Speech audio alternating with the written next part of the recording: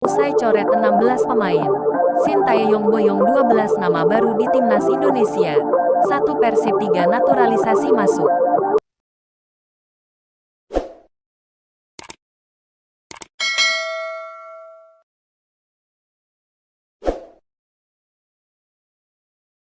Pelatih timnas Indonesia Sintayong masih melakukan bongkar pasang pemain. Usai mencoret 16 pemain, Coach Sin memboyong 12 nama baru untuk timnas Indonesia. Dari mereka 1 dari Persib dan 3 pemain hasil naturalisasi. Pelatih Sintayong telah resmi memanggil 28 pemain untuk bergabung dalam pemusatan latihan timnas Indonesia untuk Piala AFF 2022. Dalam daftar 28 daftar tersebut, Sintayong tidak memanggil banyak alumni timnas Indonesia di Piala AFF 2020 lalu. Nama tenar seperti Alfeandra Dewangga, Evan Dimas dan Ezra Walian menjadi 3 nama dari 16 pemain yang tidak dipanggil ke timnas Indonesia AFF 2022.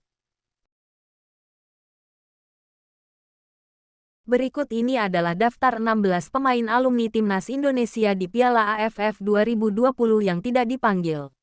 Hernando Ari, Rizky Dwi Febrianto, Marco Sandi Merauje, Ryuji Utomo, Evan Dimas, Ezra Walian, Kusedia Hariyudo, Victor Igbonevo, Kadek Agung.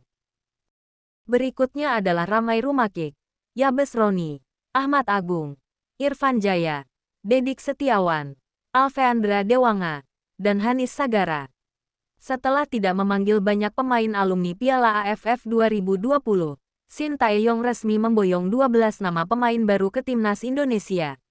Dalam daftar tersebut terdapat gelandang Persib Bandung, Mark Klok dan 2 pemain naturalisasi yang baru selesai rampung yaitu Jordi Amat dan Sandy Walsh.